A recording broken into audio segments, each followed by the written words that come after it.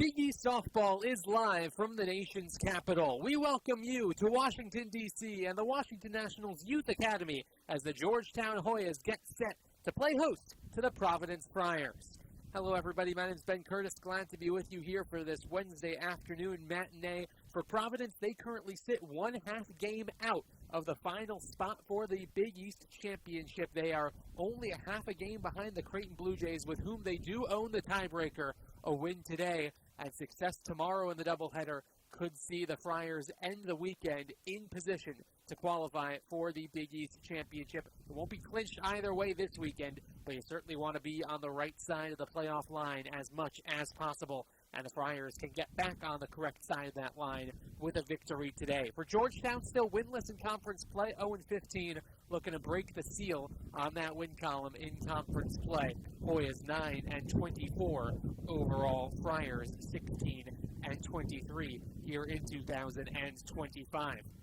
Kayla Dunn is in the circle today for Georgetown, 4.78 ERA, 15th start of the season, making the 16th start of the season now for Kayla Dunn. 58 strikeouts to 44 walks. She had a pretty solid outing last time. 2 earned runs, 1 more unearned in all 7 innings against George Mason last Wednesday. First pitch is in there for a strike, a minute early, 2:59 on the East Coast. The forecast today, wind. A lot of it. You might be able to hear it over the microphones already. It is blowing substantially from left to right as that one's bounced from Elisa Smith, to Brooke Rebhan. And there is one away. So that will especially impact the right fielder, who today for Georgetown is Gabby Park, and the left-handed hitters who are trying to pull the softball. It is really, really swirling out towards right field. Elisa Smith, Gabriella Lee, Emma Duma is the top third of the Providence order. Cameron Dunn, Emma Eichten, Rachel Petrarca, the middle third of the order for the Friars. Brianna De La Fuente, Hannah Aldrich, Gabriella Sebastian, the bottom 3 for this Friar team against Dunn. Senior from Holly Springs, North Carolina, who did face the Friars twice last year and was really good. 11 2/3 innings, gave up just 2 earned runs. That one misses inside and gets away from Holly Pardini, who is back behind the plate today for the Hoyas. Rest of the defense for Georgetown. Corner of the infield at third base, Emily Strittmatter. Abby Kozos at first.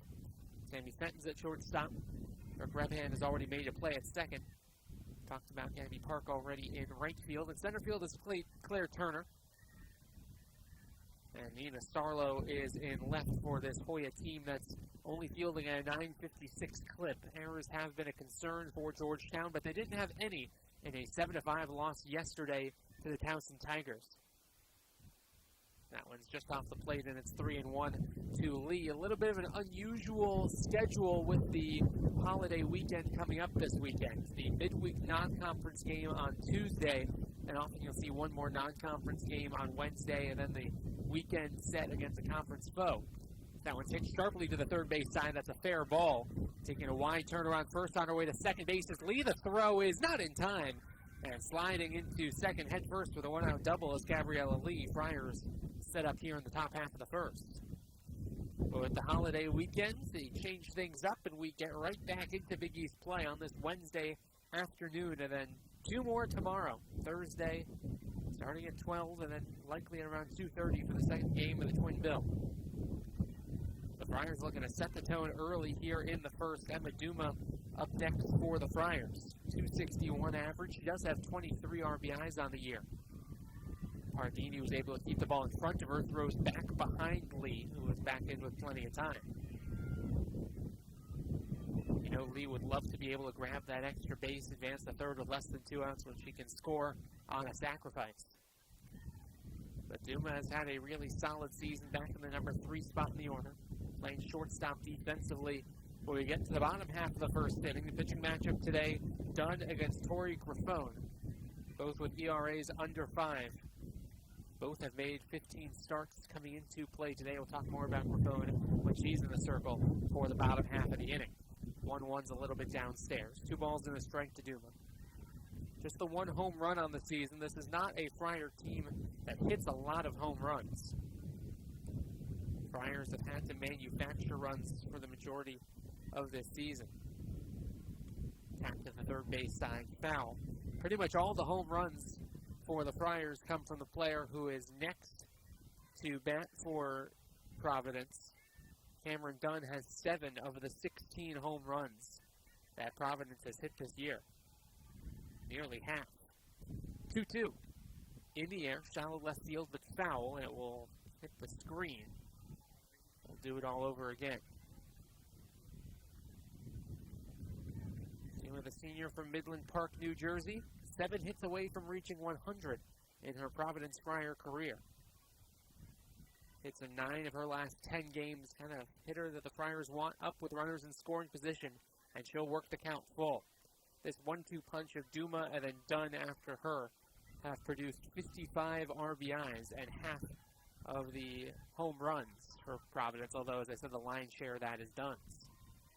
But it's Kayla Dunn in the circle right now, trying to get out of this top half of the first with the runner at second. The 3-2 is foul, again to the third base side. Friars certainly not late on the fastball from Dunn. If anything, they're around the ball a little too early. See what pitch selection Kayla Dunn goes back to. Those 7 innings against George Mason last Wednesday, first time she's thrown 7 innings all season. Now their 3-2 is downstairs, and after walking 2 batters against the Patriots last week, she walks her first batter here in the top half of the first. So here is trouble. Cameron Dunn, the most dangerous hitter in the Friars order. Certainly the one with the most power. As I said, the 7 home runs really pop off the page. 5 doubles, 2 triples as well. This Friar team leads the conference in triples. An extra base hit would at least score 1, maybe 2 to give the Friars an early lead.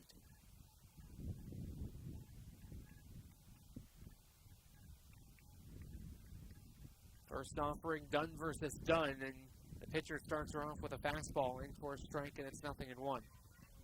8th in the Big East in OPS this year is Cameron Dunn. Grace Jenkins of UConn leads the conference. Providence just saw UConn. Squaring to bunt. It is in the dirt. Throw hits the runner, Lee, and everyone's going to be safe. 2 runners advance, and now both are in scoring position.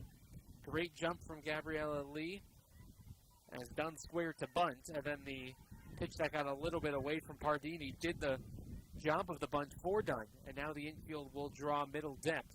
Anything hit hard, they could be coming home. 1-1. Just off the plate, 2 balls and a strike. The final game of that 3-game set between the Huskies, who look really good again this year, and Providence, kind of got away from the Friars at the end of it. It was a 16-0 Husky decision, but it was not a run rule. That one swung on and missed. It's 2-2. Because UConn scored 10 of those runs in the 7th inning. It was 6-0 going into the 7th. UConn was solidly ahead, but it was far from a blowout. And then the Huskies just broke it wide open in the top of the final frame. 2-2. Popped foul and out of play. A good battle here. This is just about best on best. Dunn in the circle for Georgetown has been one of the Hoyas' most reliable pitchers. Well, with the lowest ERA on the team. And Cameron Dunn's been the best hitter for the Friars, and unsurprisingly, this count will be worked full. That's about what you'd expect between 2 players who have battled so hard for their teams all season long. At third base is Lee after the double. At second base is Duma. See how much Dunn wants to try to get Dunn to chase with the 3-2 that is upstairs and the first base open. That is where Cameron Dunn will head to. Double and then back-to-back walks, and the bases are full for Emma Eichten. Great opportunity for the Providence catcher to get out to an early lead as there's a meeting by the circle.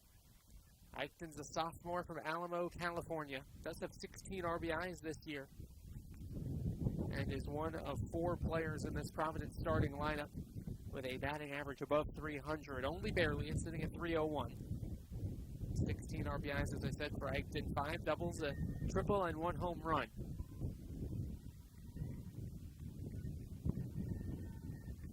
Batting average average has been over 500, over 300 rather, every day since March the 15th. First pitch is off the plate, back pick to third. Lee trying to get an extra step or two down the line. Field still drawn about middle depth. It'll have to be hit hard to be coming home with it. With the force out now at home. After the walk to load up. Time is called. Top 30 in the Big East in batting average is Eichton. Hit 271 as a freshman, making a nice jump to her sophomore year. Hit out to Rebhand. Goes to first base, and that's the only out that the Hoyas get. It does score the first run of the day for the Friars. But it's the second out of the top half of the first.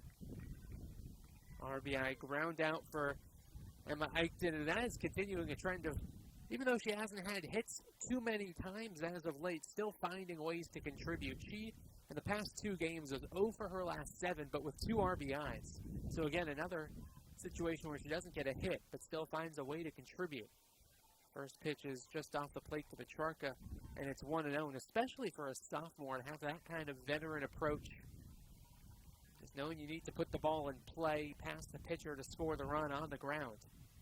It's got to be a really good sign for Providence head coach Kelsey Christensen. Foul to the third base side, and it's 1-1. Oftentimes underclassmen, when you get a chance of the bases loaded first inning, thinking about breaking the game open with a big swing, but I didn't try to do too much with it. Redman only had a play at first base.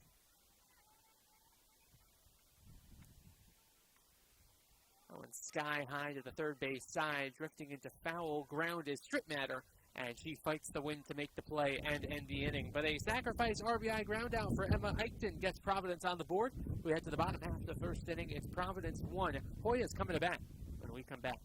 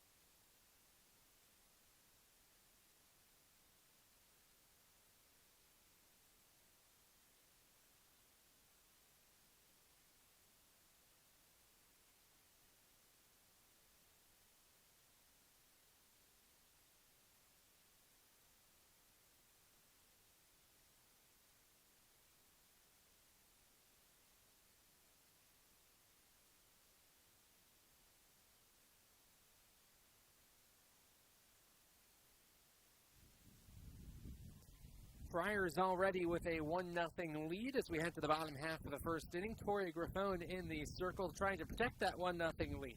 Making her 16th start of 2025. ERA at 4.02. Sophomore from Metuchen, New Jersey. Brooke Rebhand was active in the field defensively in the top half of the first inning. She'll lead things off for the Hoyas.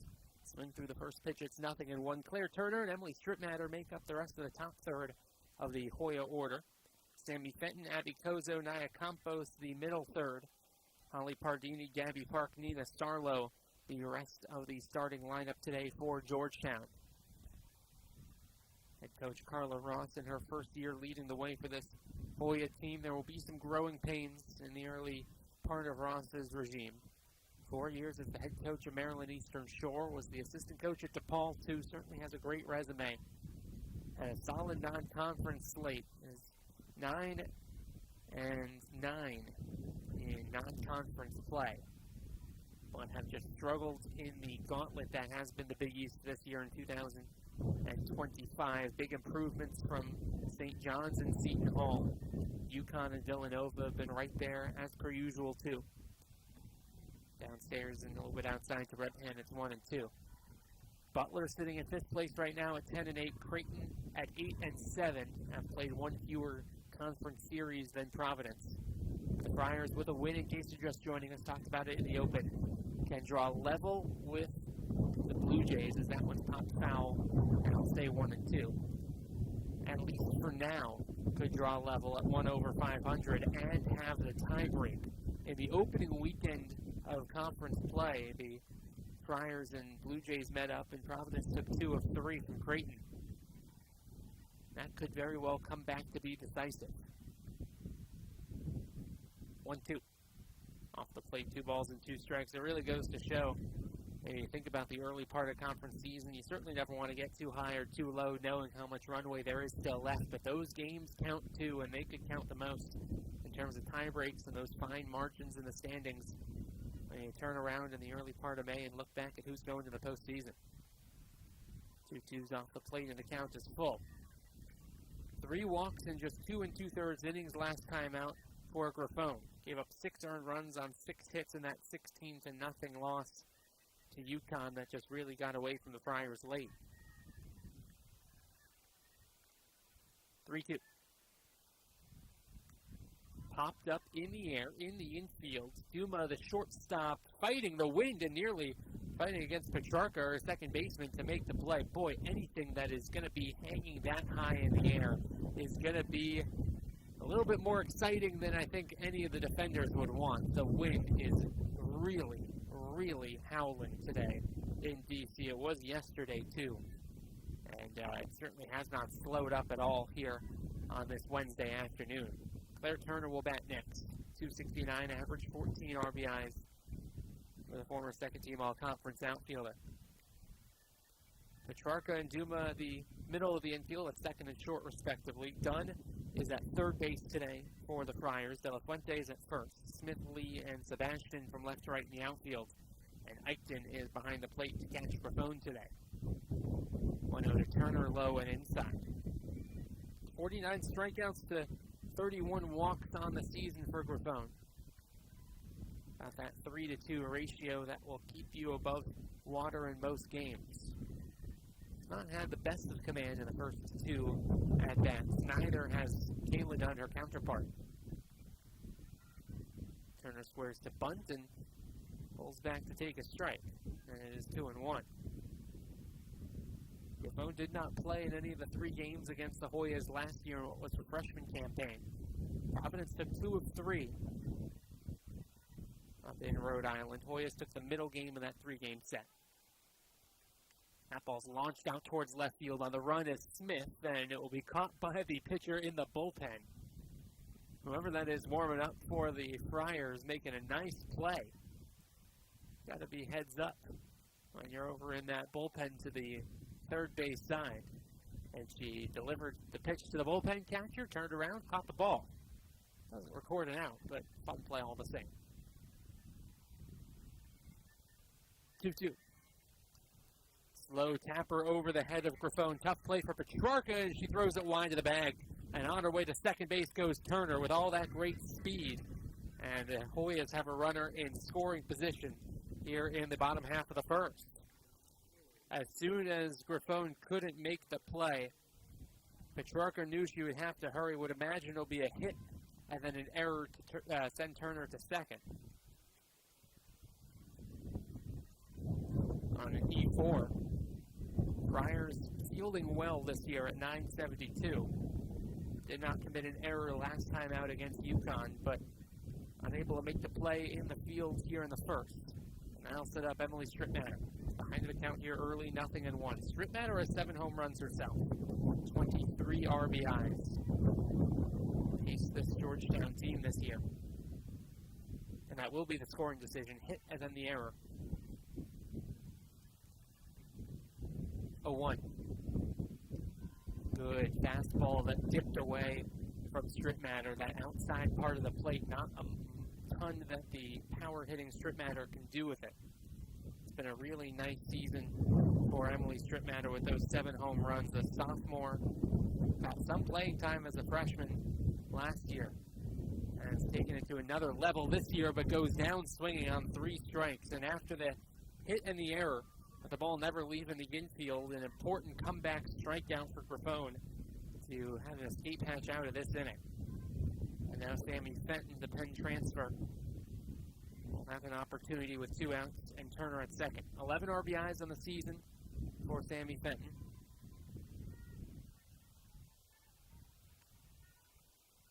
Takes the first pitch a little bit off the plate. It's 1-0. And the everyday shortstop this year for the Hoyas. Certainly used to playing as many games as possible as Sammy Fenton. Played 28 of the 33 that Georgetown had played coming into play today, now making 29 of the 34. Ended her UPenn career with 111 consecutive games played. Certainly somebody who's used to seeing her name in the starting lineup card day in and day out. Ahead here 2-0. And that good pitch that breaks away from the righty hitters. That's what Grifone has gone to, and she's needed a strike. Turner's going to be going on contact with the 2 outs, so anything that gets down in the outfield, this game will be tied back up. Towson yesterday scored 5 against Georgetown in the first.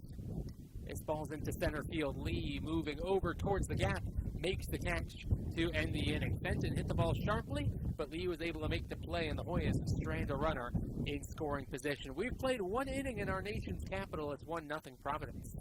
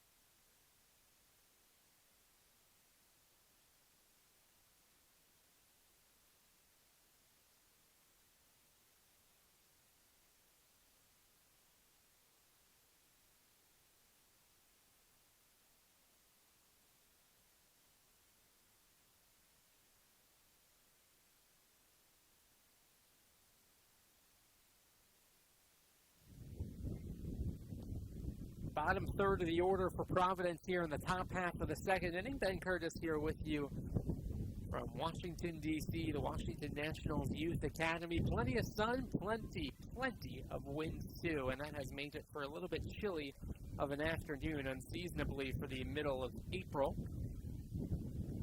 First pitch to Brianna De La Fuente is a little bit inside, and it's 1-0. I was talking with the Georgetown staff before the game, Georgetown athletic support staff, taking care of the statistics and everything else back behind home plate. They were saying, and I agree, that it's actually cooler today than it was for the first home series of the season for Georgetown against Villanova some couple of weeks ago. 60 degrees, but the wind is making it feel like 51, and the gusts make it feel maybe a little bit even cooler than that. 1-1 is lifted in the air, shallow left field. Sarlo coming in and makes the play. And there is one away. Always tougher for that shortstop Fenton to go out and grab it than it is for the left fielder to come in. Footwork-wise and making sure that she can see the ball all the way as opposed to Fenton, who has to look back for the outfielder and look up for the ball, and set her feet all at the same time. A nice play by Sarlo to come in on the softball and make the play. And Aldrich fouls the first pitch back, and it's 0-1 to today's designated player. Senior from Taunton, Massachusetts. And when skips to home plate, a ball and a strike. Year number 3 for the Friars for Aldrich. Spent 1 year at Lehigh before getting up to Rhode Island. Had a great year last year at 328, 25 RBIs, OPS of 870. Batting average a tick over 300 again this year, 301 with 16 RBIs. Takes a 1-1 strike, though, of fastball, which seems to be the pitch that Dunn is looking for a strike. We talked about Grifone going to that slider for the strike when she needs one. And it dips away from the righty hitters. Dunn will utilize the fastball way more. Tried to place that one right underneath the hands of Aldrich. Took it for a ball inside. It's 2-2.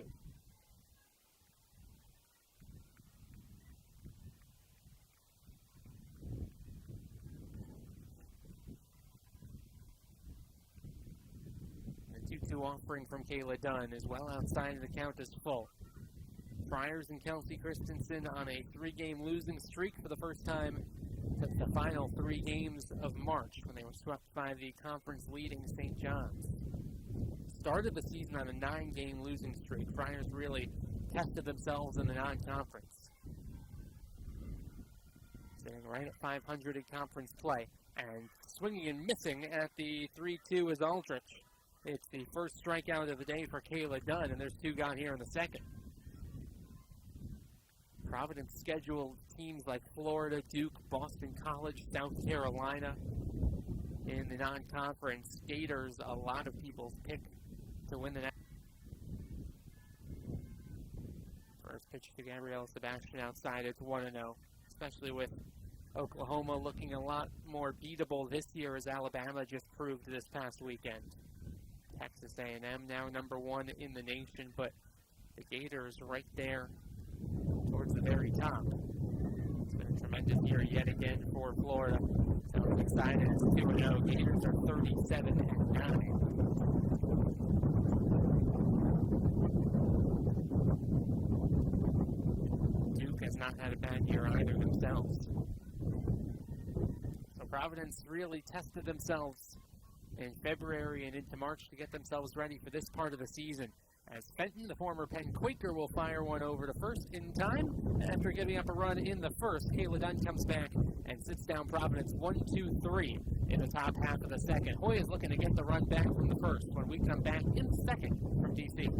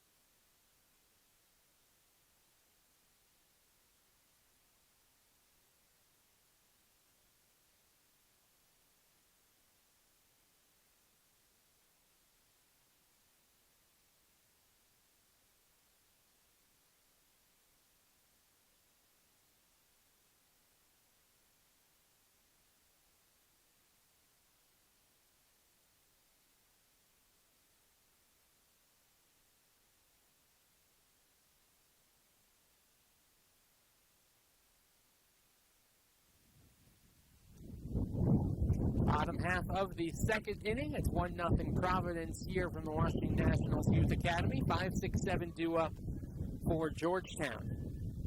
Starting off with Abby Kozo, who's hitting .296 this season from the left side.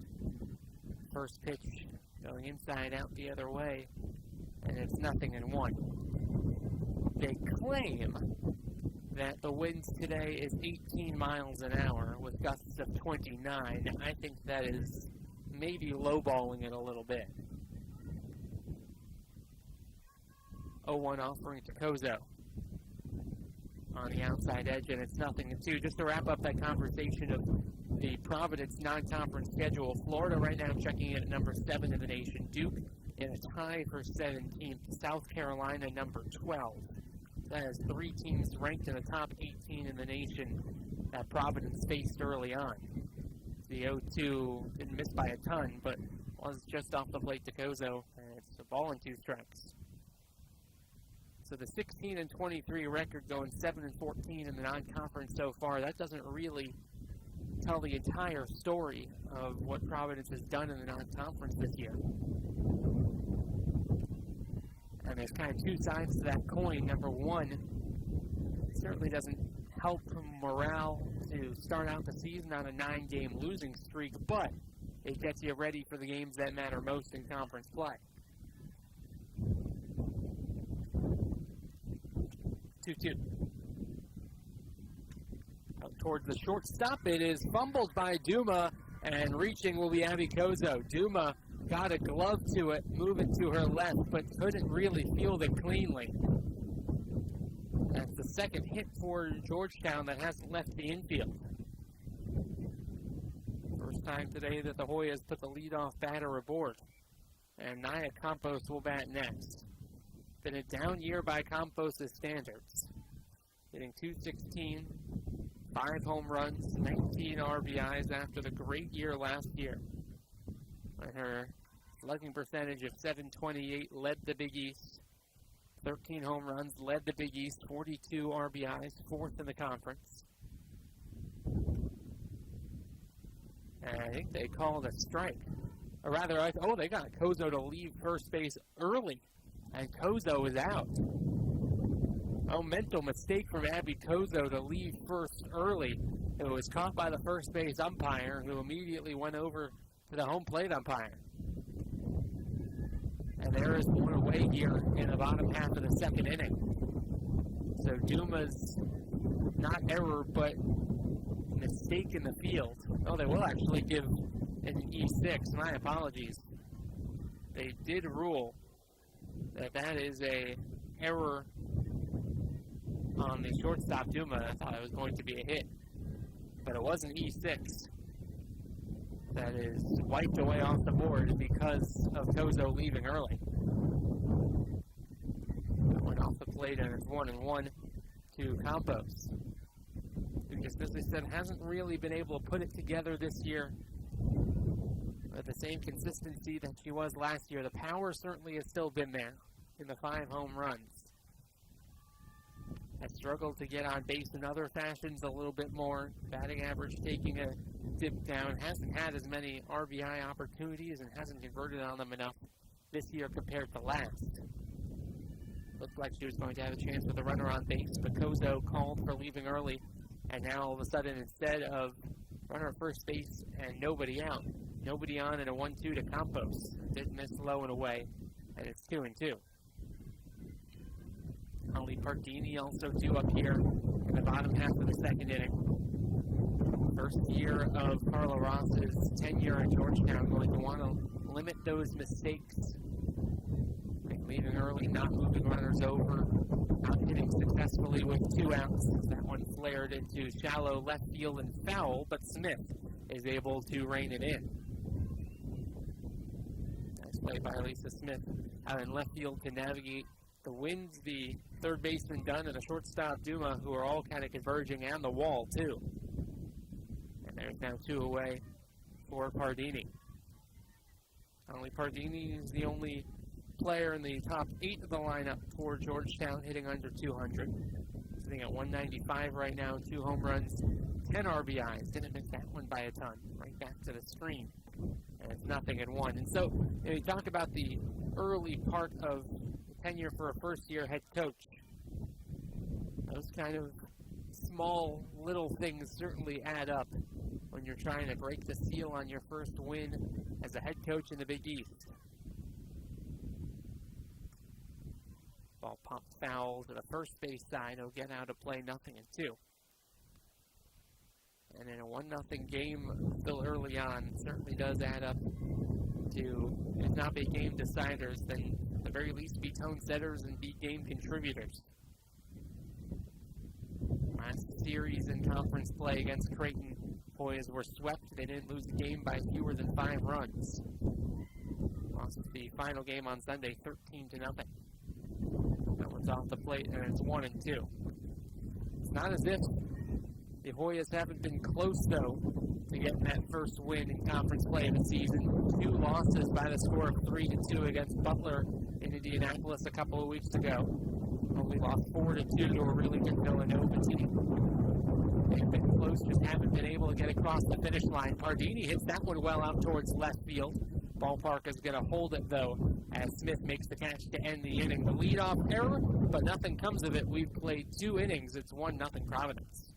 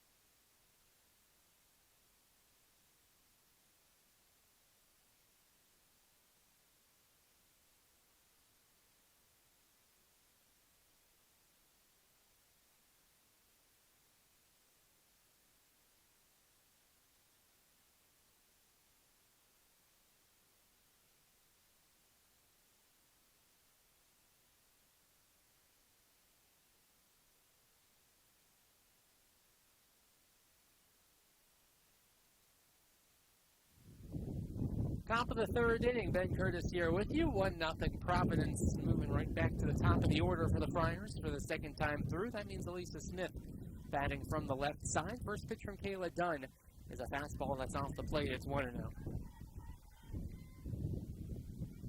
Dunn, or rather Smith, I should say, grounded out to second base to start off this ball game. 1-0 is just on the edge of the plate. Ball and a strike, not far off from the same spot. Dunn delivered the first pitch, but that one catching just a little bit more of the plate. Big jump from sophomore to junior year for Elisa Smith. Last year hit 195, this year at 358. Upstairs, and it's 2-1. 6 RBIs last year, 14 RBIs this year.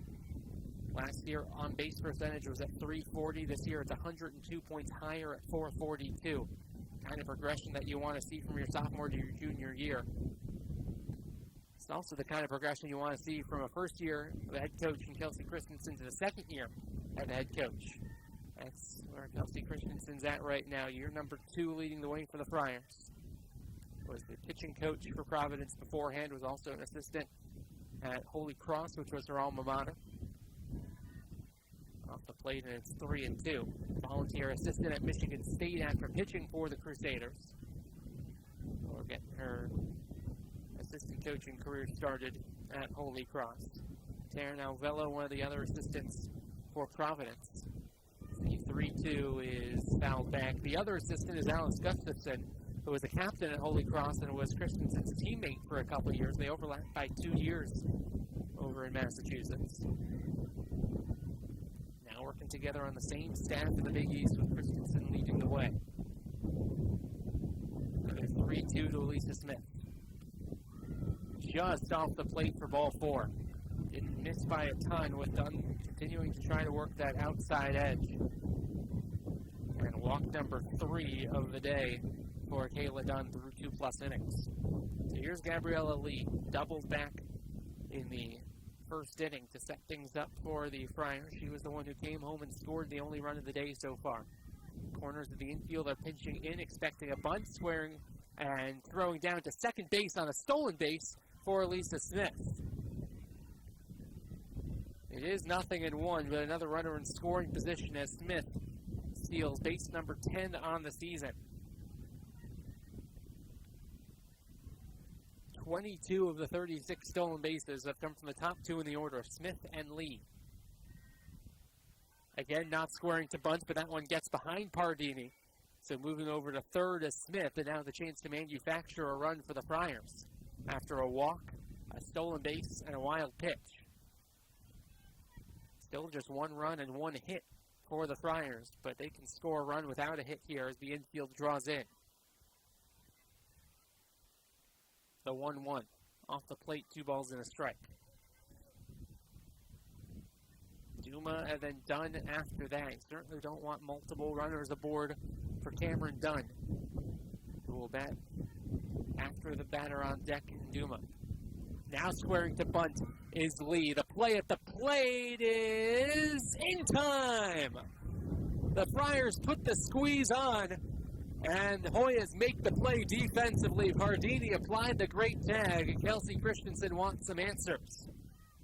Lee does advance to first on a fielder's choice, and now the umpires are going to come together and have a conversation.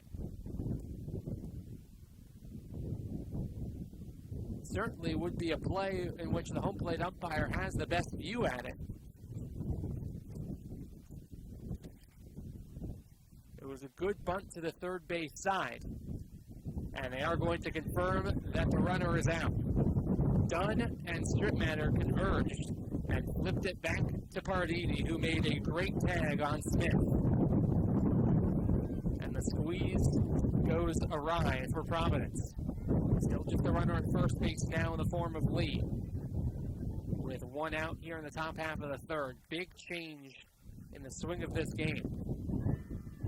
The first pitch is off the plate to Duma, and now if you can get through Duma and then Dunn afterwards without giving up a run, you're the Hoyas who are in a situation with a runner at third base and nobody out, keep this game at 1-0. That would give you a lot of confidence heading back to the bats in the third. This ball, though, is into shallow left field, out of the reach of Fenton, and there's runners at first and second.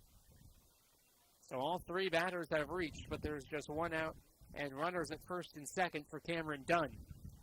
And although there's no runner at third, this is the situation that said the Hoyas would have wanted to avoid. A couple of runners on for Providence's top hitter. Walked back in the first inning. That was when there were runners at second and third. Bit of a different situation here with runners at first and second. First base unoccupied at the time. That Dunn batted last. First pitch is in there for a strike. It's 0-1. If Dunn were to fall behind to Dunn, Kayla Dunn rather, were to fall behind to Cameron Dunn, and if runners were to advance, you wonder if Kayla would just put Cameron on at that point. But ahead here, no balls and one strike. Just 6 RBIs a season ago for Cameron Dunn as a freshman. What a sophomore year it's been for her. She fouls that one back, or rather, she didn't get a piece of it, and the runners will both advance. Was able to hold up her swing, and Pardini might have lost sight of it. And it's 0-2. They say she did go around, but she didn't make contact. And so both runners do advance, and now first base is open, but Dunn is ahead here, 0-2. Kayla Dunn is rather. The 0-2 offering, cut on and missed. That's as good as a bunt sacrifice for Cameron Dunn. The runners advance on the passed ball, but the second strikeout of the day. And there's now 2 outs for Emma Eichten. Feels like one of the biggest at-bats so far of the game. 2 outs, 2 in scoring position. Base hit would make it 3-0, and out would keep it at 1-0. And get the Hoyas out of a big-time jam. That ball's laced out towards left center field. Sliding is Sarlo. She made the catch. Oh, what a play by Nina Sarlo to save 2 runs. And the Hoyas escape the top half of the third unscathed. Friars threatened in a big way, and the Hoya defense was exceptional twice in the top half of the third to keep it 1-0.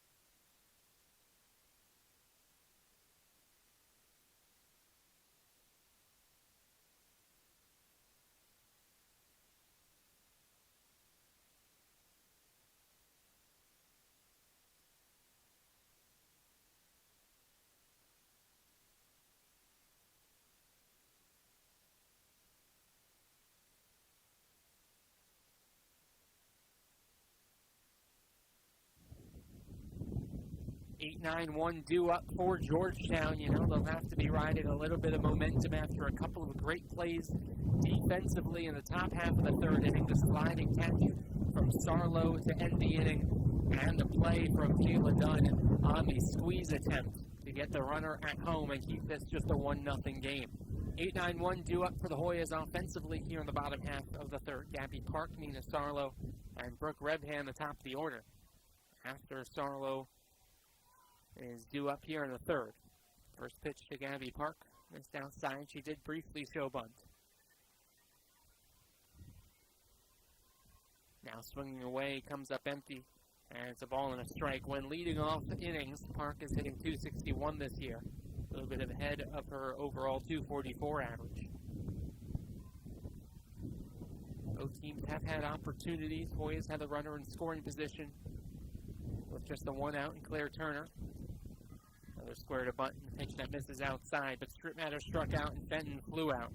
Hoyas are 0 for 2 with runners in scoring position. Friars, the story of the game. 0 for 5 already with runners in scoring position. This game could certainly be far more out of reach for the Hoyas than it is right now, and that ball is drilled to right field, and that ball will be gone. First home run of the season for Gabby Park, and this game is tied. We talked about how everything would be pushing out towards right field. Park didn't need the help of the wind there, but she certainly got it. And that ball cleared the fence with plenty of distance to spare. And the first long ball of the year for Georgetown's right fielder has tied up this game. What a turn of events from a play where it looked like the Friars might have scored 2. To a sliding catch to get the Hoyas out of the inning, and then Georgetown comes right back with a lead-off solo homer. Here's Sarlo, who made that great defensive play, bunts it foul, and it's 0-1. This Hoyas team has struggled with the long ball this season, but a no-doubter for Gabby Park. The 24th home run of 2025 for the Hoyas. 0-1 to Sarlo. In there for a strike, it's 0-2. Sarlo was in there primarily for the defense. He hasn't hit either all that well or all that much this year. Just 3 for 34 at the plate. Relatively small sample size at this stage of the year. 0-2 is a little bit low. But you can already see what she's done with the gloves so far today, and that's why she is in the starting lineup there in left field.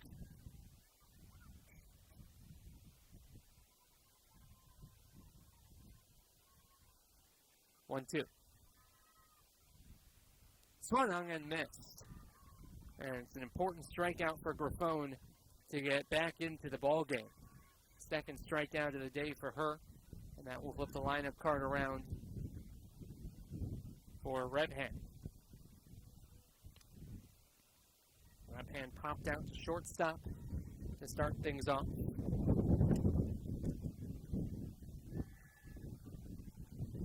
First offering to her here the second time around is just a tad off the plate outside. Grifone has been trying to work that outside part of the plate to the righty hitters as much as possible. Georgetown starting to become wise to that and lay off those pitches that they know are going to cut away from the righty hitters. That one is a little bit inside. And it is 2-0, and it is a pretty righty-heavy lineup. Only Kozo batting 5th and Campos batting 6th. Hit from the left side. Everyone else a righty in the starting 9 today for the Hoyas. 2-0, chopped foul to the third base side. 2 balls and a strike now for Redhand. Hoyas were punched in the mouth yesterday against Towson. 5 runs in the first inning, 2 more in the third. They were down 7-0, heading to the bottom half of the third, which is where we're at now. Hoyas scored 1 in the third, added on a couple more in the final frame to score the final 5 unanswered. Cut the lead down to 2, but just ran out of room to run down the Tigers. Towson got out of here with that 7-5 win. Went to catch the outside corner, and it's 2-2.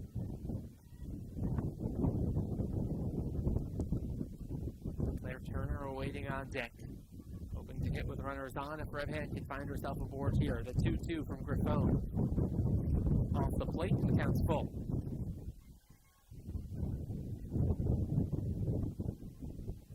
Hear the wind howling over our microphones. It has been a factor today. Georgetown has gotten themselves out of a couple of jams, and then the big hit from Gabby Park has tied things up. 3-2 to Redhand. In the air, right center field. Going back is Petrarca, and she'll be the one to make the catch, the second baseman, to put it away. And now Redhand has popped out to both middle infielders. Here's Claire Turner. Reached on that infield hit back in the first inning, and then moved to second on the throwing error from Petrarca. Has excellent speed, some of the best on the team for Georgetown.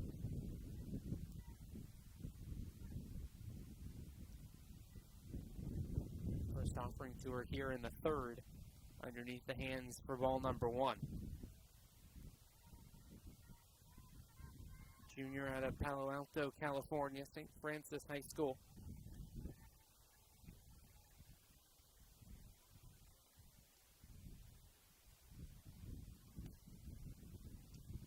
Takes the 1-0 on the outside edge, and it's 1-1.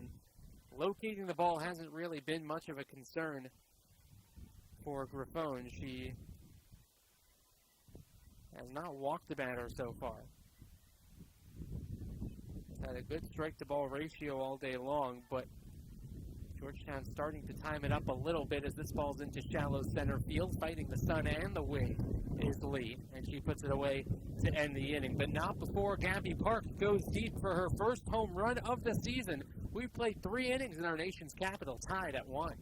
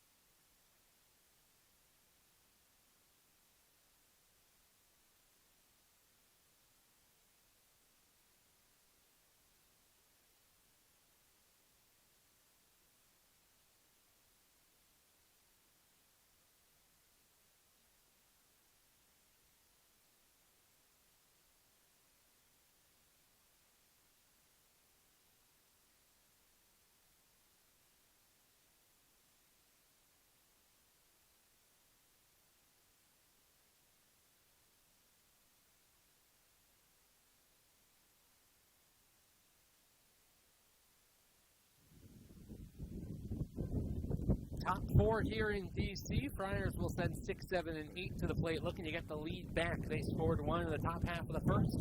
Boys have answered 1 in the bottom half of the third. And now Rachel Petrunker will bat to try to start something up again for the Friars here in the fourth. Providence left just 3 runners on base all day on Sunday, their last game against UConn. They've already left 4 runners on today. 0-1 to Rachel Petrunka is popped up third base side. That's Emily Stripmatter, who's able to make the catch, and there's 1 away. Good start for Kayla Dunn.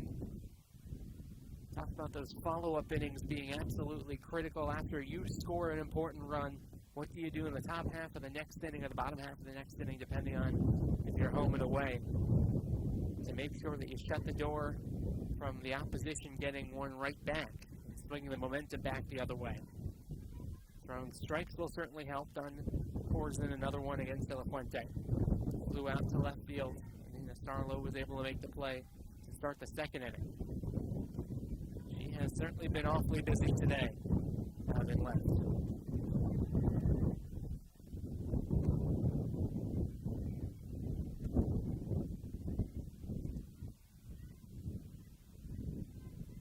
One. Not a bad spot at all. It is a strike. Late strike call from our home plate umpire today, Will Yao. Brian Stonak is our first base umpire. Dave Mattern is the third base side umpire. The 1-2 offering from Kayla Dunn is well off the plate. 2 balls and 2 strikes. Anna Aldrich awaiting on deck. Bottom part of the order has struggled today for Providence. Everyone in the top 4 of the order has gotten on. Nobody in the bottom 5 of the order has. 2-2. In the air, but much higher than it is deep to the third base side. Fenton calling for it, and the shortstop had the angle to make the play, and make the play she did. There are 2 pop-outs to the left side of the Georgetown infield. Gets Kayla Dunn most of the way through this top half of the fourth, and now Hannah Aldrich will bat. 1 of 2 strikeouts that Dunn has. Talked about the great play from Starlow that will get the headlines from the top half of the third, but you can't underestimate that second strikeout of Dunn's day. It was against Cameron Dunn. With those 32 RBIs with 2 runners aboard. 3 runners aboard. Yeah, 2 runners aboard. Runners at second and third. That ball is tapped to the first base side. Kozo will take it herself. And a 1-2-3 inning worked by Kayla Dunn for the second time today. We are halfway through at Nats Academy, knotted up at 1.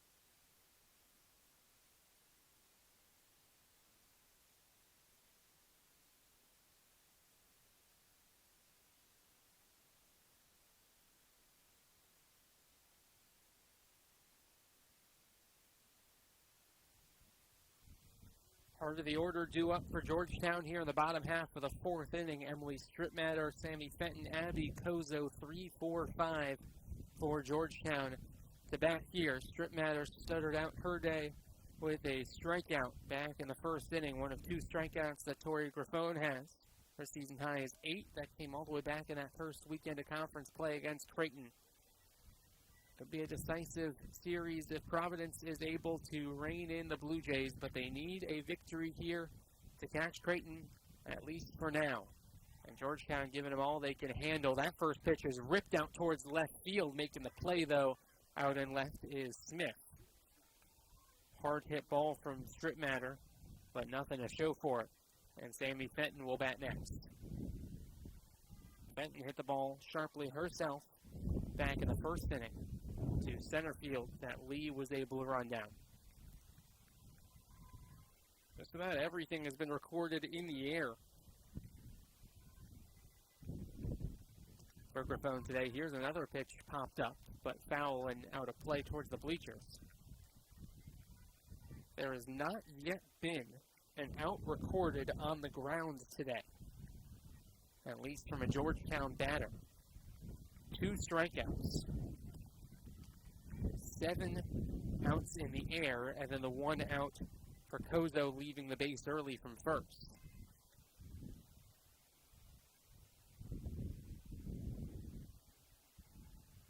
That one's downstairs, and it's 1-1 to Fenton. So clearly a game plan for Grifone to try to get the Georgetown hitters underneath the softball. Get some weak contacts for the Friars defense to make in the air.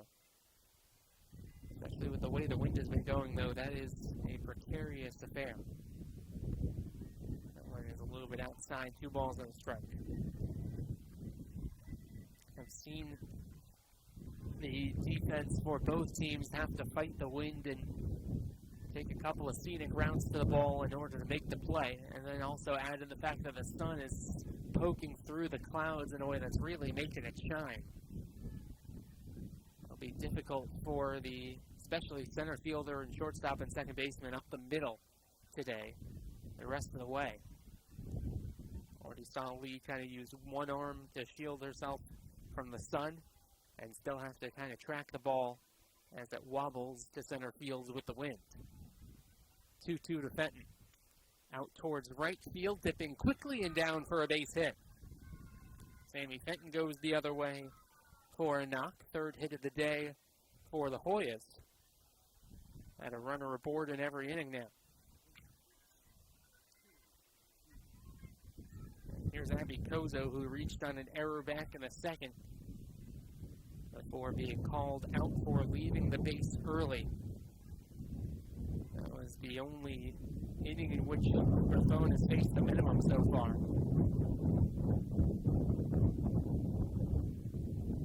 First pitch low and away, it's 1-0. Fenton doesn't run much. Just 1 for 1 in terms of stolen bases this year.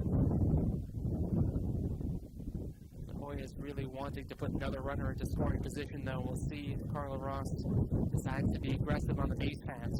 If Kozo and Campos do up after her.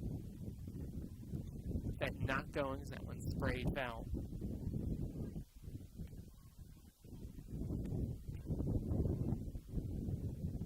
Providence will, of course, be used to this little bit more chilly weather up in New England. Talked about the non-conference slate and the difficult opponents and neutral sites. There's also a large geographic component to that, given the schedule and quirks of playing softball in February and early March. The 1-1 is hit back up the middle into center field. Back-to-back hits for Georgetown's middle part of the order. Hoyas are set up here in the fourth with runners at first and second and only one out. Of course, you can't play softball, at least you can't in good conscience schedule softball in Rhode Island in February and the first week of March. It's simply too cold. There's too much of a risk of snow. And so you play all those games down in South Carolina and in Florida and in Georgia. A lot of other teams that are real good are looking for games in the non-conference too, and that's when you can run into some of the top teams in the country. Naya Campos takes one outside. It's 1-0. Plenty of teams from this region have played teams in the top 10 in the nation. As we said, Providence took on number 7 Florida. GW, Georgetown's crosstown rivals, have played Texas A&M, who is now the number 1 team in the nation. Yankees unsurprisingly run-ruled the Revolutionaries, which isn't to say anything about GW's put together a really good team this year, but Texas A&M has beat a lot of really good teams pretty badly. That one's fouled to the third base side. Dunn couldn't get to it, and it's 1-1.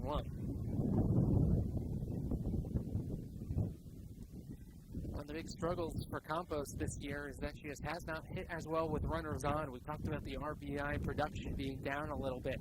Batting average with at least one runner aboard of just .217. That ball popped foul to the third base side again. It's going to get out of play. And it's 1-2.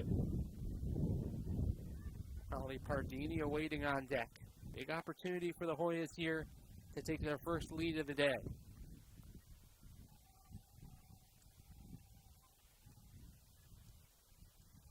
Griffon would love a strikeout here, though, to give herself an escape hatch out of this fourth. 1-2, back to the screen. Oh, Campos didn't miss that one by much at all.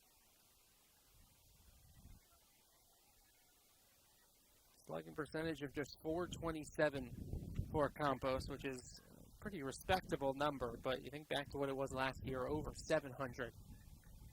Trying to channel that into 2025. 1-2, cut on and missed. The important strikeout for Griffon, her third of the afternoon. And there are now 2 gone here in the bottom half of the fourth. Now back to Pardini to keep this frame alive for the Hoyas.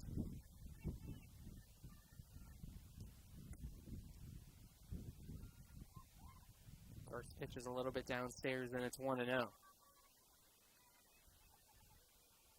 Neither team has a hit today with runner in scoring position. They are a combined 0 for 8. Which are these little things that we were talking about earlier that just drive coaches up the wall. Situational hitting, moving runners over, giving yourself an opportunity to produce a run. In this kind of low-scoring game, 1-1 in the bottom half of the fourth, that matters quite a bit.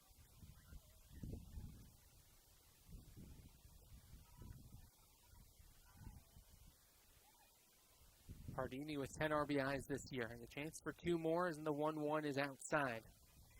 And it's 2 balls and a strike. Pardini this year hitting .258 with runners in scoring position, but under .200 when there are 2 outs.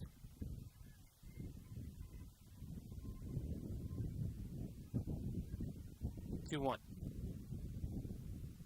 Big cut and a miss. Griffon took something off of that, and now is 1 strike away from getting out of this jam.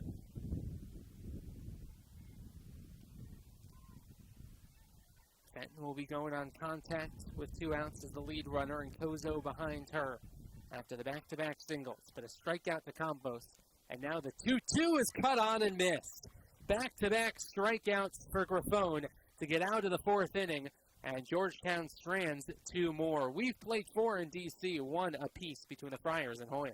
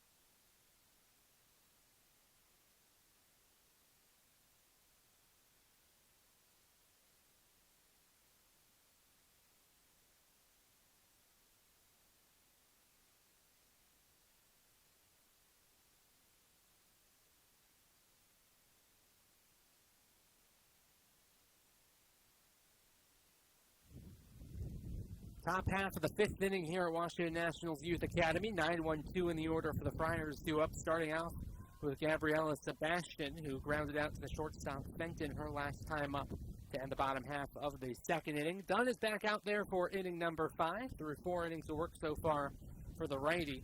1 earned run on 2 hits, 3 walks, 2 strikeouts. Just the 1 extra base hit that she's conceded was the double and just the second batter of the game off the bat of Gabriella Lee. This one is hit well from Sebastian out towards center field and long gone. Over the trees in center for the 2nd home run of the season for Gabriella Sebastian. And the Friars take the lead back. It's 2-1. Answering the long ball from the Hoyas in the 3rd, Gabriella Sebastian leads off the top half of the 5th. With home run number 2 on her season. And a big swing back the way of the Friars in this ballgame.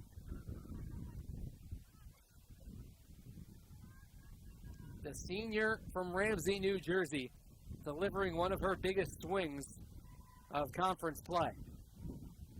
First pitch is in there for a strike to Elisa Smith, and it is 0-1. Only other home run this year for Sebastian came on March the 18th against Boston College in a win. Final couple of days of those non-conference midweeks. And now Kozo going to go have a brief word with Dunn. Gabriella Sebastian. That ball, I think, was foul off of Smith. And so it will stay 0-2. Sebastian did not have an RBI since March the 21st against DePaul.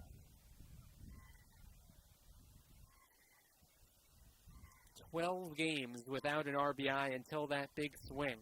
And in a low-scoring game, that is the difference right now for the 9-hitting right fielder.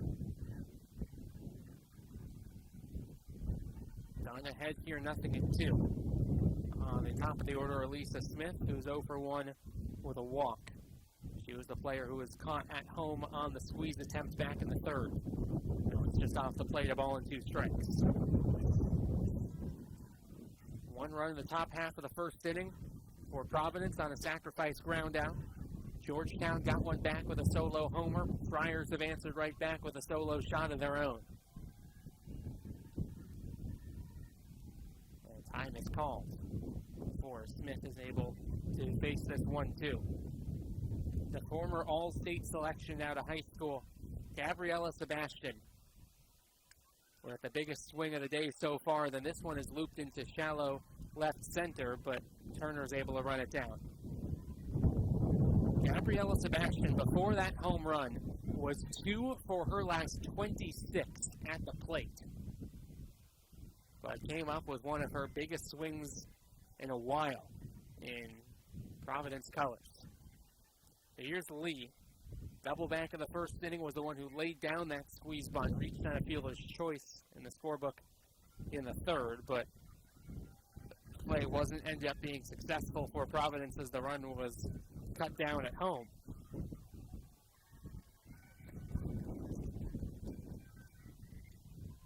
First pitch goes after it. Rebhan will throw out Lee for the second out of the inning. Gabriella Lee, by the way, making her 100th appearance for Providence. Great milestone for the junior from Belmont, California. You get to the century mark for games played in her prior career, but she is retired for the first time today, and now here is Emma Duma. First offering to the righty hitter is just off the plate, and it is 1-0 to the Providence shortstop. He's reached twice today, walk and a single.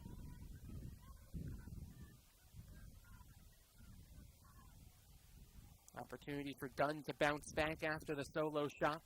Make sure that nothing else comes across for the Friars here in the top half of the fifth. Hoyas will look to respond with 8-9-1 in the order in the bottom of the fifth. Gabby Park, who led off the third with a solo home run of her own, will lead off the bottom half of this inning. That ball is hit well into center field. Turner will play it on a hop. And the fifth inning keeps going for Cameron Dunn. Hoyas have neutralized Cameron Dunn so far for the most part. Walk in the first and then a strikeout in the third. Get the feeling that Dunn will have a big swing at some point in this series, if not today. And one of the two games that these two teams will play tomorrow, starting at noon Eastern time. Back pick to first. Duma back in safely. It is 0-1 though to Cameron Dunn. Duma 2 for 2 in stolen base attempts. Don't think that this would be a spot in which you would want to run. Friars would love to let Dunn try to swing the bat. Frozen by a breaking ball, and it's 0-2. Great looking changeup that just stuck in the hand of Dunn. And she's way ahead of Cameron Dunn. Can't expand the strike zone too much and risk moving the runner into scoring position on a wild pitch. It's about exactly what you want. 0-2 there, well off the plate, but Tardini was set up for it. All in 2 strikes here. Cameron Dunn with an OPS sitting right around 1100. Goes after the riser upstairs and strikes out for the second time today. The top of the fifth inning is over, but not before Gabriela Sebastian with a home run, her second of the season. A solo shot to make it 2-1 Friars on her way to the bottom of the fifth.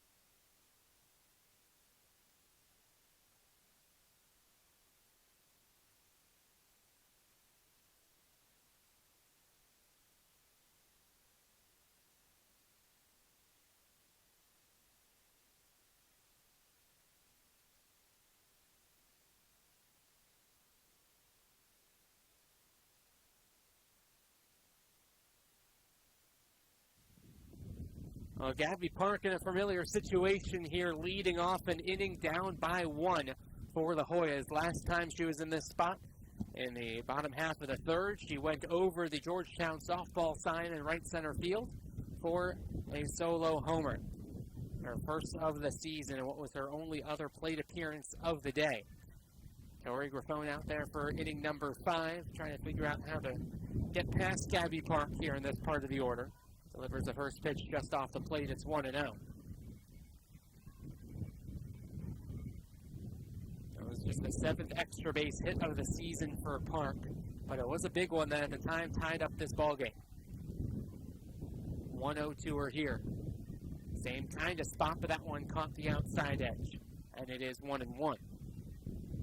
Nina Sarlo, Brooke Rebhan also due up here in the bottom half of the fifth as once more the Hoyas chasing the game by just the one run. Both teams have had more opportunities to score more. Bunts to the third base side. Park trying to bunt for a hit. Sticking with it is Donovan throws it wide of first base. And Park had to return back to first. Took a very wide turn towards second. And then Sebastian, who was backing up the play in right field, got the play in. But Park with the infield bunt. See how it's ruled a hit or an error, as Cameron Dunn didn't field it cleanly. And as soon as she was unlikely to have a play.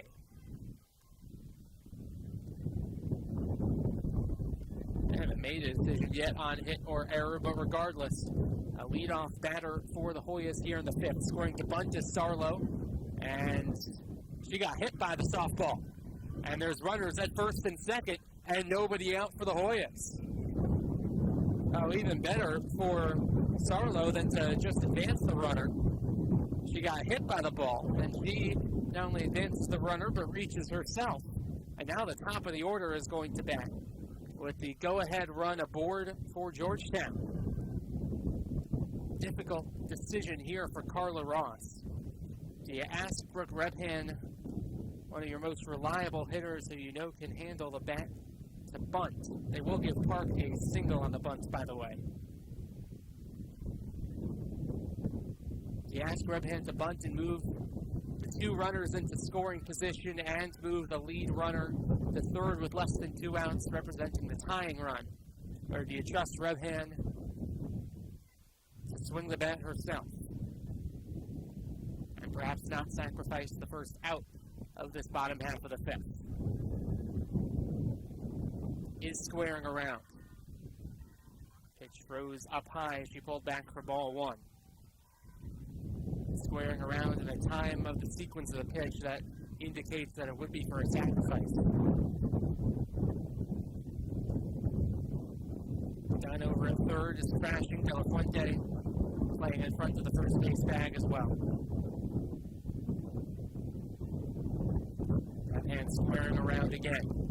Dropped it down, third base side, fair ball, only plays at first, it's made, but Brooke Rebhan does her job, advancing both runners into scoring position, and moving the tying run to third with less than 2 outs for Claire Turner. Infield, you'd imagine, will draw it in now for Providence. Corner of the infield is in, middle of the infield is even with the bag. Park at third could score if it gets up the middle past the pitcher, but the corners are way in. First pitch to Turner is off the plate for ball one. Interesting that Duma and Petrarca are not in on the edge of the artificial infield grass. Especially the shortstop Duma is playing behind the base path. 1-0 rather, is lifted in the air. Left field, Smith lining it up. Makes the catch. Park will have to hold. She hesitated on the strong throw from Smith. And that is a play that will just show up in the box score as a regular flyout. But that is a huge play from Smith in left field to line up her feet, make the catch, and make a strong throw. Park was a bit indecisive at third, and as soon as she hesitated, Park was never going to be able to score on what was a really strong throw from Smith out and left field. So it's up to Emily Stripmatter. First pitch to her, bounces to home plate. Eichten with a great stop. That's a huge play from Eichten. Another defensive play that won't show up in the box score as anything special, but will show up on the game tape as a potential decider. And now we'll have a visit at the circle. Providence wanting to kind of settle things down, knowing that this is a big spot in this ball game. Bottom half of the fifth inning. Hoyas out hitting the Friars right now, 5-4. The 2 Providence errors haven't helped. But the Hoyas trying to grab the lead with a base hit, especially with 2 outs. Both Parker and Sarlo will be going on contact, so hit to the outfield will likely score 2. Each of these teams 0 for 5 with runners in scoring position today. The runs have either all been scored on sacrifice groundouts or home runs, solo home runs. Strip Matter trying to change that. No opportunity for a sacrifice. A home run would give Georgetown the lead. Now it's in there for a strike. Hoya dugout, not a fan of the call. But it is 1-1. Sammy Fenton on deck if the inning gets that far. 1-1 to Strip Matter is in there for strike 2. Graffone took something off of it and now has a way out of this 5th inning. She's able to get one more strike.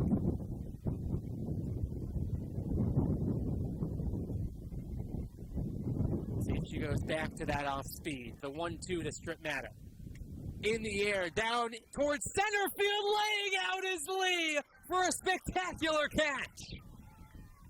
What a play in center field by Gabriella Lee to save 2 runs and save the Providence lead. Strip Matter robbed of RBIs 24 and likely 25. And Georgetown will head to the 6th, trailing 2-1.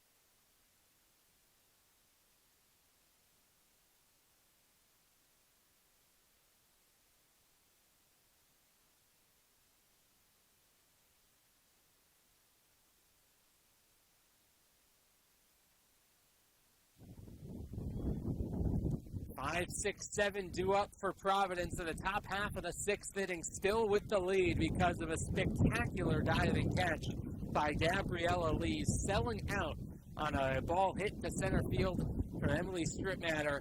If she doesn't come up with that play on the dive, then it rolls likely all the way to the wall, and Strip Matter at the very least would be probably at third with the 2 runs in and Georgetown with the lead. Instead, we head to the 6th with the Friars ahead by the score of 2-1. Emma Eichton will lead things off, and the sacrifice ground out back of the 1st to give the Friars the lead, and then lined out to Sarlo in left to end the top half of the 3rd. That was, at the time, the best and most important defensive play of the day, but Lee has topped that with her play in the bottom half of the 5th. It's quickly 0-2 to Eichton. This game has seen a little bit of everything. The offense has been there with the home runs. The defense, though, has been the star of the show. 2 errors for the Friars, but that play for Lee certainly makes up for it. Did she go around? No, says the first base umpire, Brian Sonek. Count the ball in 2 strikes. This Friar team trying to hold on to this 1-run lead and near the top half of the inning extend the lead a little bit further. It's been an up and down game. Providence has not trailed, but took the lead right off the bat in the top half of the 1st. Hoyas got it right back. Providence took the lead back, and then Hoyas nearly grabbed the lead for the first time. But this very experienced Providence team looking to see out another victory. 1-2 is upstairs, and it's 2-2. There are only 3 newcomers on this entire Providence team. The 2 freshmen on the team, Valentina Ayula and Becca Weaver. And then junior Alana Hopkins is a transfer from Appalachian State. Other than that, everybody returns from the 2024 Providence team that went 22-23-1. Just missed out on the Big East postseason, going 11-13. And knowing that they were just under 500 last year, just on the outside looking into the Big East tournament. Unfinished business for a lot of these Friar players this year. This ball's crushed to left center field, and this ball is gone. Second home run of the season for Emma Eichten.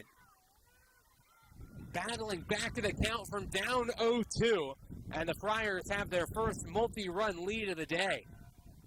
1 run in the 5th on a solo shot to lead off an inning. 1 run in the 6th on the exact same thing. And it's 3-1 Providence. And that is certainly a dagger for this Georgetown team and for Kayla Dunn. Hoyas nearly had the lead in the bottom half of the 5th.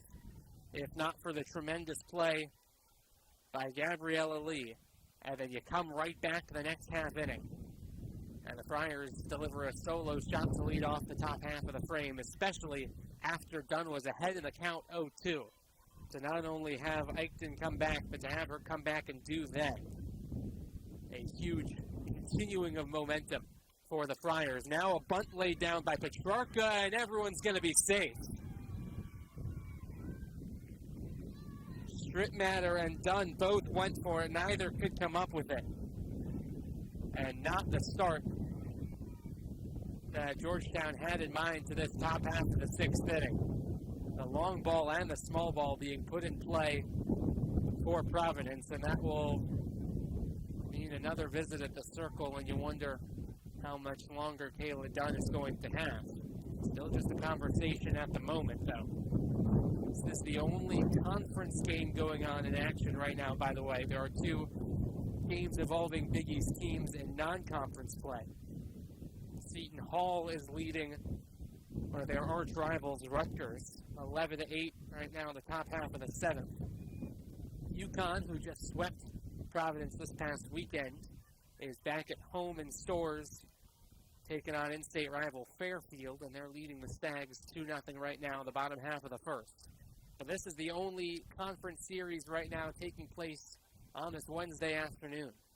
And it's been a really good ball game between 2 teams who are certainly both fighting for something. Providence, again, with the win, find themselves level with Creighton for the final spot in the Big East tournament, and with the tiebreak, still with a couple of series left to go, but always better to be above than below that Big East tournament cutoff line. For Georgetown, chance to break the seal on their winless drought in conference play. They'll need to come from behind to do so. Better pitch from Dunn that time, and it is 1-1.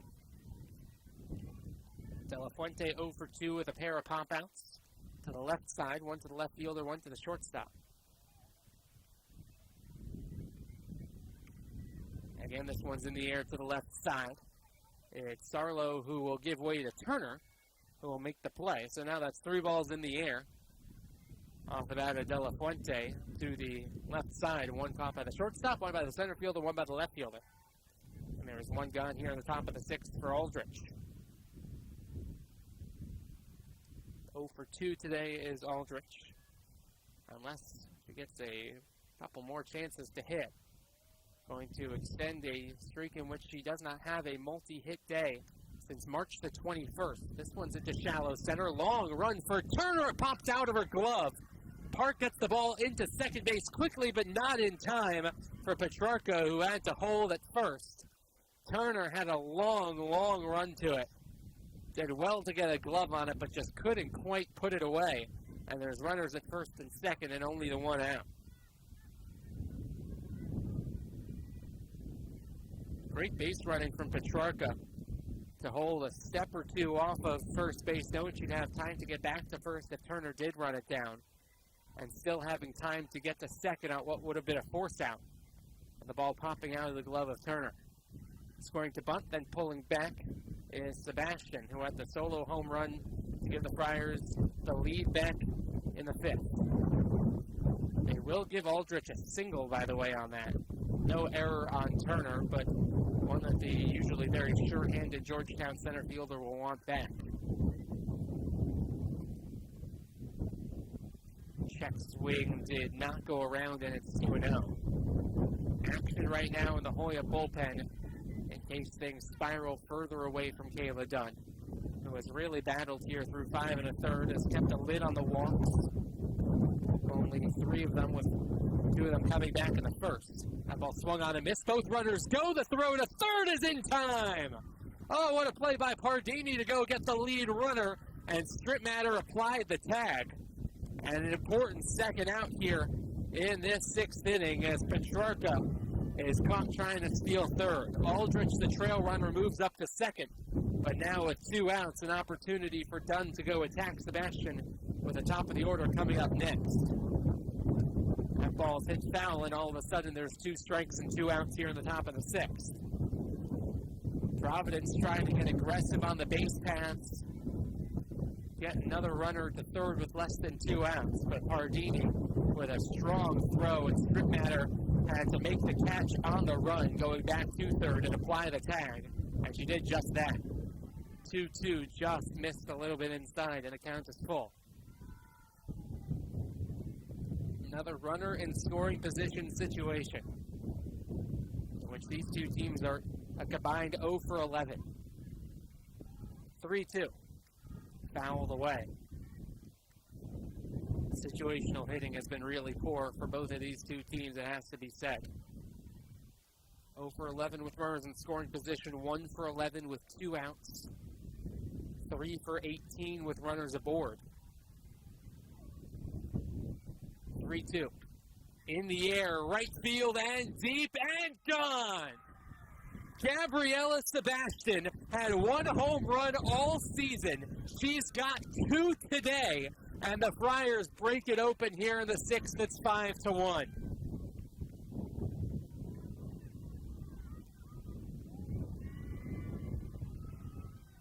Sebastian was 2 for her last 26 before back-to-back home runs in the 5th and the 6th frames. And the Friars have the largest lead of the day. And just as we were saying how much both teams have struggled to hit with 2 outs and with runners on, Sebastian, with the runner at second base and 2 outs, delivers one of the biggest swings of the day to give the Friars a 5-1 lead. Kayla Dunn is going to be taken out of this game. New Hoya reliever. We'll tell you all about her when we come back.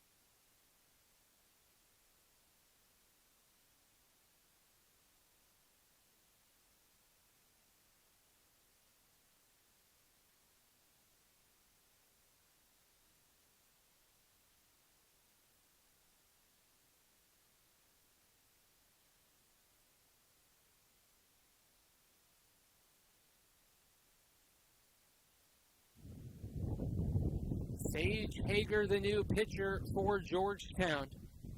6.30 ERA for the graduate student transfer from Santa Clara. Kayla Dunn goes 5 2/3, but long ball just really killed her today. 3 home runs for Providence this afternoon, including 2 for Gabriella Sebastian.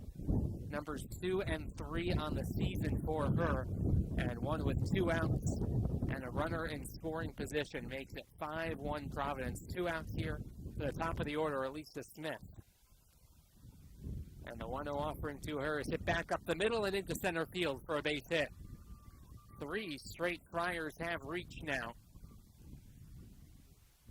Gabriella Lee will be the 7th batter of this top half of the 6th inning. 9 hits all of a sudden for the Friars. 5 hits today for Georgetown. And all of a sudden the 2-out hitting really starting to play a factor here in this 6th inning for Providence. First offering to Lee is downstairs. Back pitch to first. Not in time. Lee with the biggest defensive play of the day for Providence. Back in inning number 5. And what a inning swing this has been from the bottom of the 5th to the top of the 6th. Runner bluffs as if she was going to go, then Smith will retreat back to first. Lee saved 2 runs from scoring in the bottom half of the 5th. Providence has come back and scored 3 here in this. That's a 5-run swing. Now it's just off the plate, and it's 2-2. Talked about follow-up innings earlier on in this ball game. And Providence has certainly taken advantage of when the momentum has swung their way. That one's low and away. Runner is on the move. Strong throw from Pardini, not in time. Great slide from Smith to evade the tag. Pardini got a runner earlier on in this 6th inning to draw her level at the top of the Big East and caught stealings with 9. Had a good throw down to second base, but Smith was able to avoid the tag and keep this inning alive. 2-2 offering now to Lee. In the air, shallow center field. Turner will make the play and end the inning. But the Friars score 3 and break this one open. It's Providence 5, Georgetown 1 here in D.C.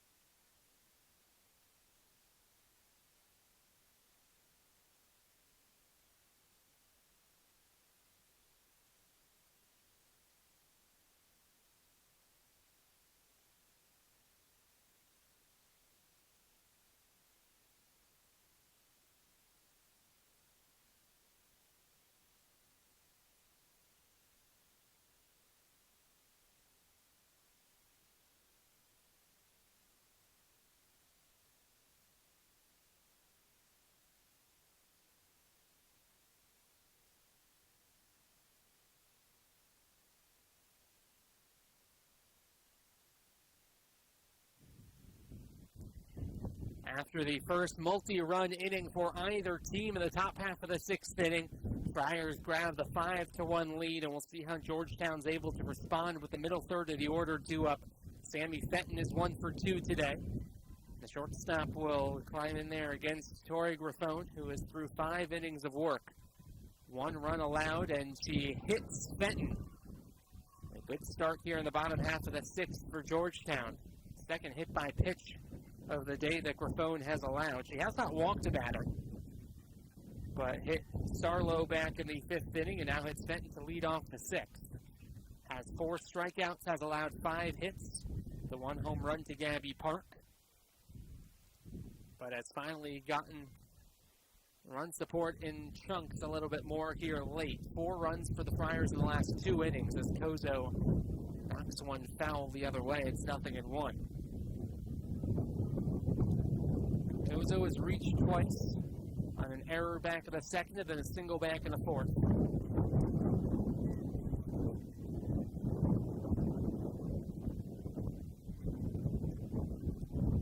Especially down by 4, you wouldn't expect Fenton to be on the move here. Hoyas need runs in bunches just as the Friars had. Ball and a strike now to Kozo. Campos on deck. You know that the Hoyas would love a little bit of vintage Naya Campos in this game. Just the one extra base hit today for Georgetown. Providence all of a sudden has 4. 1-1 taps to the first base side. De La Fuente will go to second base for 1. That's all the Friars get. Nice play by De La Fuente, though, to get the lead runner. Fielder's choice 3-6. And so Fenton has cut down Kozo, replacing her over at first. And there's 1 on and 1 out for Campos. Ball was hit somewhat hard, but not hard enough to turn the double play, especially a 3-6-4 double play. You have to hit the ball really, really hard, and everything has to be done exceptionally quickly. As Campos hits one back up the middle, that's into center field. And there are now 2 aboard, and the tying run will move into the on-deck circle here in the bottom half of the 6th. The bottom part of the order, Holly Pardini has caught a very good game back behind the plate.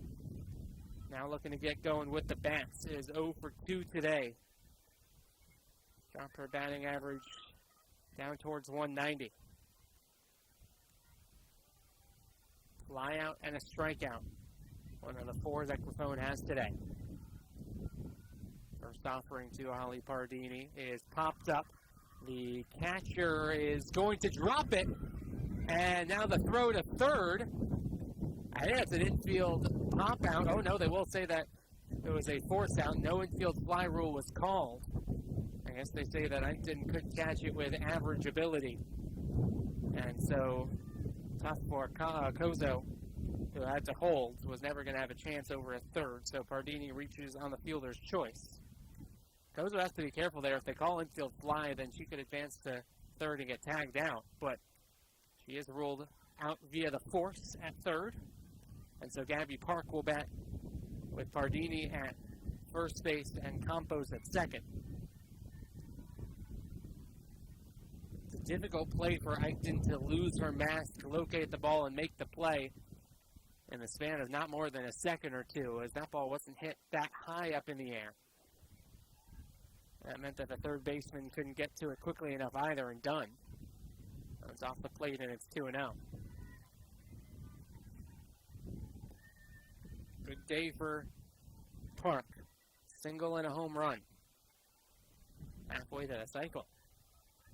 But now just thinking about advancing the runners here with 2 outs. 2-0 offering to Park is upstairs. And now it's 3-0. And all of a sudden, Ramon is 1 ball away from putting the tying run at the plate. You wonder if Starlow, who's batting under 100, would bat in this kind of situation if the bases were to be full with 2 outs. 3-0. Right down the chute for strike 1.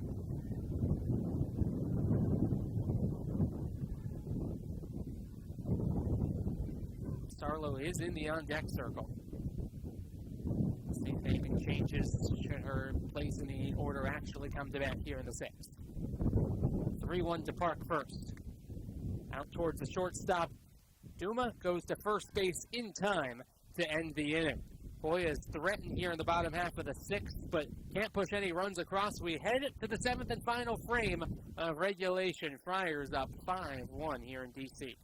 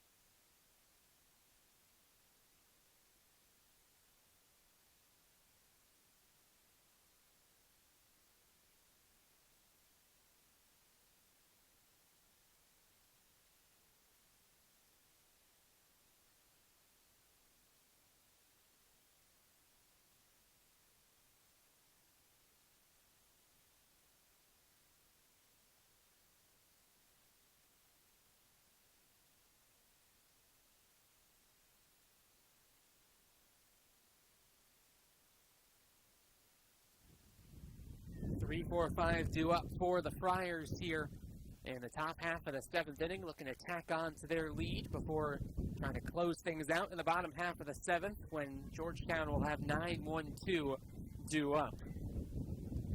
Emma Duma, Cameron Dunn, Emma Eichten, the 3 due up here against Hager. Let's come on in relief of Kayla Dunn. First offering to Emma Duma here in the top half of the 7th. Curveball low and away, and it's 1-0. Dumas reached all 3 times she's come to the plate today. 2 singles and a walk. And a solid day for her on both sides of the ball. Has played a really good shortstop, too.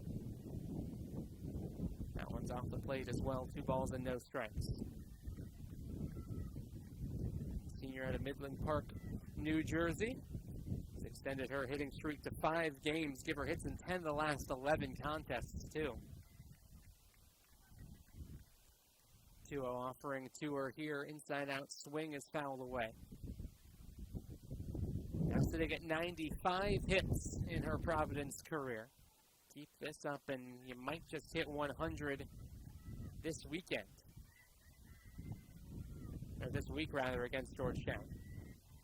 Kind of an unusual next couple of days for Providence on the schedule.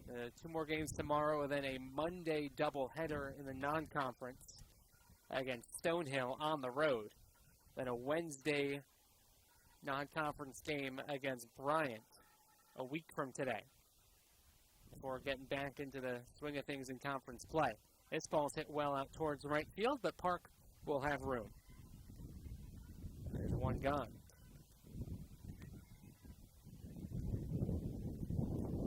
Next conference opponent for Providence after they're done with Georgetown won't come for a little while. It'll be Villanova on May the 2nd, 3rd, and 4th. With the uneven number of teams in the Big East, one team has to play a non-conference weekend every weekend, even in the later part of the season when you're usually playing conference series is every weekend. And for Providence, it's their turn next weekend.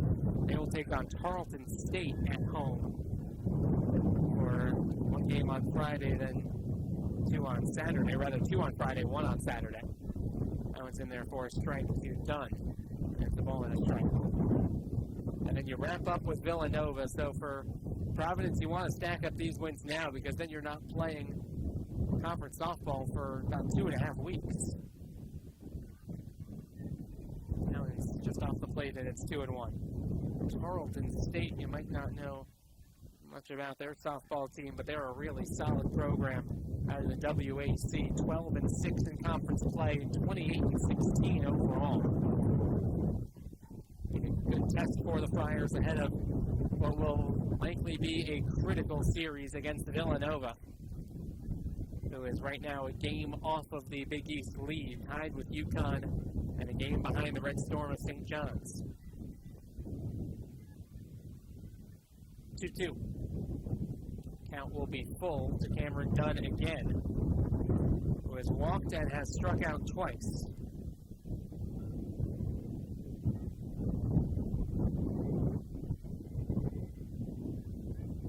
Payoff pitch here from Hager. Hit well, but well foul. Ball maybe would have been gone if it had stayed fair, had the distance, but was wide of the first base fence.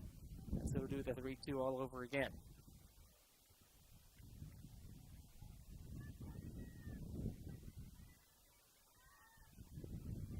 Time is called first. For Georgetown, wanting to get that first win of the season today. They'll have 2 more chances at it tomorrow, as we said. That one is on the inside edge for strike 3. Dunn had already tossed her bat thinking it was ball 4. Instead, it's the first strikeout of the day for Hager. Once the Hoyas are done this series against Providence, next up will be a matchup with the aforementioned George Washington Revolutionaries across town at the GW softball field all the way west in D.C. We're now in the southeast corner of D.C. Ironically, that will be a little bit closer to Georgetown's main campus than is this field. And then for the Hoyas, a tough test next weekend, Friday, Saturday, Sunday, in stores to take on UConn.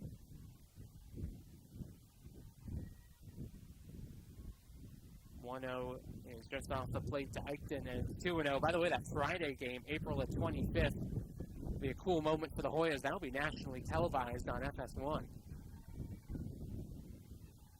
And DePaul to wrap up the regular season back at home for the Hoyas. 2-0 is in there for a strike to Eichton, and it is 2 balls and 1 strike. That race between UConn, Villanova, and St. John's for the regular season title is going to be a great one. Seton Hall and Butler are only 2 games off the pace, too. Shallow ball into shallow center field. Turner, did she come up with it? She says she did. Providence says no way. Eichton still standing at first, but the inning is over.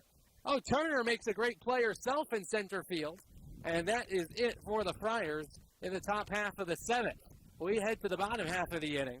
Hoyas need 4 to tie, 5 to walk it off.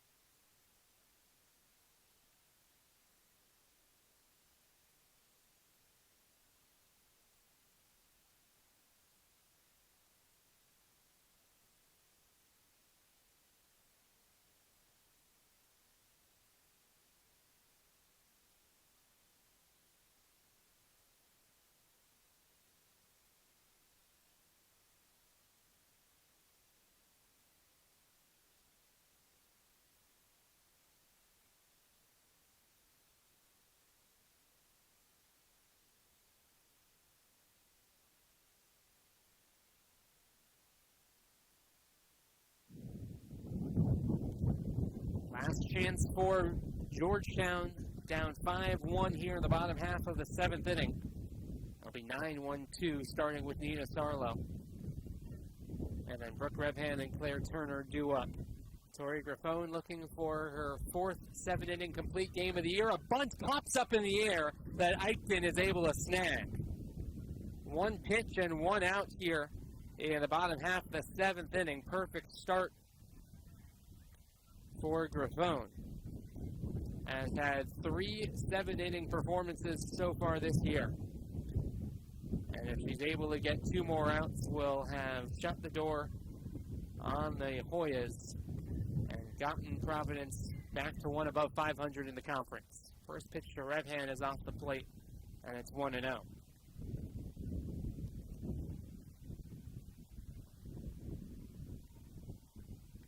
Turner after Rebhan. Brooke Rebhan is 0 for 3 today.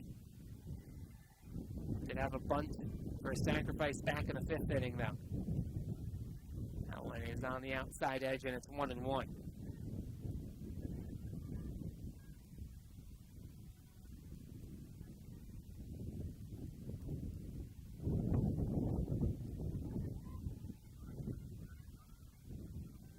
One offering to Rebhan.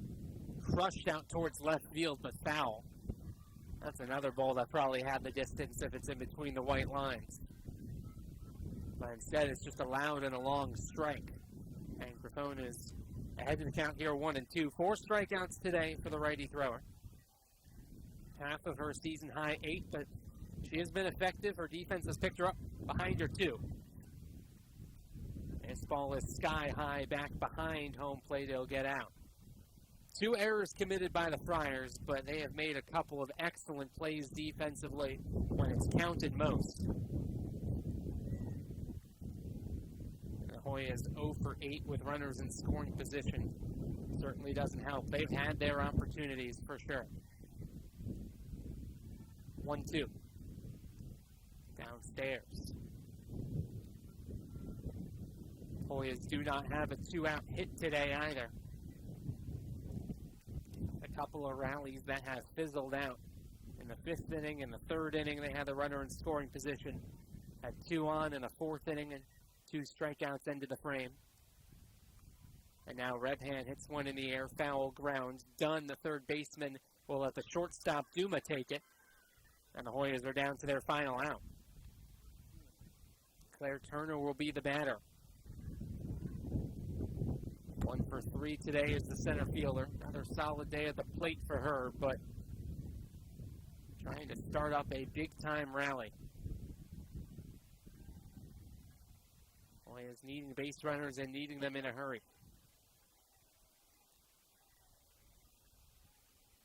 First pitch is downstairs, and it's 1-0. If the game should continue, Strip Matter, and then Fenton, and Kozo after that. The Friars, who have not trailed today, looking for one more out. That'll help. A fastball for a strike, and it's 1-1.